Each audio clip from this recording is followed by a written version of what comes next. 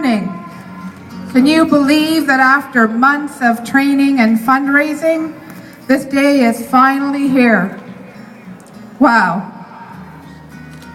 It's been a real personal challenge since registering for this journey and joining my sister Ellie and Marty's Mavericks and all of you on what will definitely be 2 days of memories to last us all a lifetime. I'm sure, like many of you here today, during our training, we've had a lot of time to reflect on our own personal reasons for riding. For me, this ride is especially significant in numerous ways.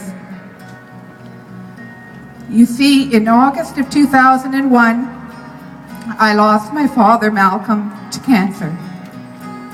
He was a cyclist and loved to get on his bike, his orange bike, just like the one I ride this weekend. He was a true gentleman in every sense of the word and loved by so many. He was a fantastic husband, brother, friend, and to me, the best father in the world, who taught me so many life lessons through his love of life, his courage, and humility. Then a few short months later, as I still grieved his loss, I too was diagnosed with cancer. For me, my battle was going to be against colorectal cancer. I was, of course, devastated and very scared, and being a wife and mother with 2 young daughters, Amanda and Kathleen, it made my cancer diagnosis that much harder. The future I took for granted was now in question. Would I grow old with my husband Andrew and live to experience our daughter's life milestones? I anguished over these questions and the thought that my husband and daughters may suffer along with me through my battle against this awful disease. The ride I took for the next 5 years was on a long, hard, windy road with many ups and downs, both physically and mentally. Thankfully, I was one of the lucky ones. My colorectal cancer was found relatively early. And now, 9 years later, after 2 surgeries and lots of pokes and prods, I remain cancer-free.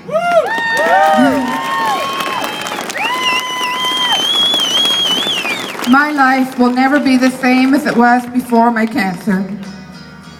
Cancer tried to ravish my life, but I chose to build on the positive lessons that cancer had revealed to me. I feel blessed to have the knowledge I have attained these last few years, and thankful to have been able to share what I've learned with others through my volunteer work with the Colorectal Cancer Association of Canada.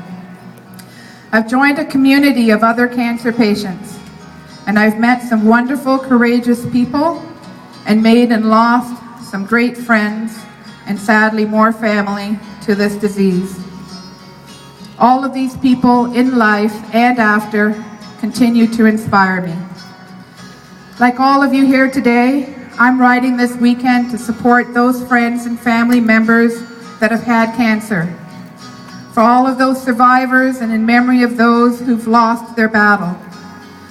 I'm riding this weekend for my friends and family who are now living with cancer, like Marty, who inspired our team to unite and draw on his courage. And I'm riding to support the compassionate doctors and nurses who care for them, and the dedicated scientists who are uncovering the roots of this disease. In closing, I'd like to share with you all one of my favorite sayings. Life is not measured by the number of breaths that we take, but by the moments that take our breath away. For all of us today, as we take to our bikes and start on our journey, I wish for all of us that as we pass those cheering bystanders, including family and friends, that we pause and take note of all those moments that take our breath away. For the next 2 days, we will share the road together, and I'm thrilled that we are a community, committed and united as one, to help the Princess Margaret conquer cancer in our lifetime. Have a great ride, and may you have all many, many moments that take your breath away.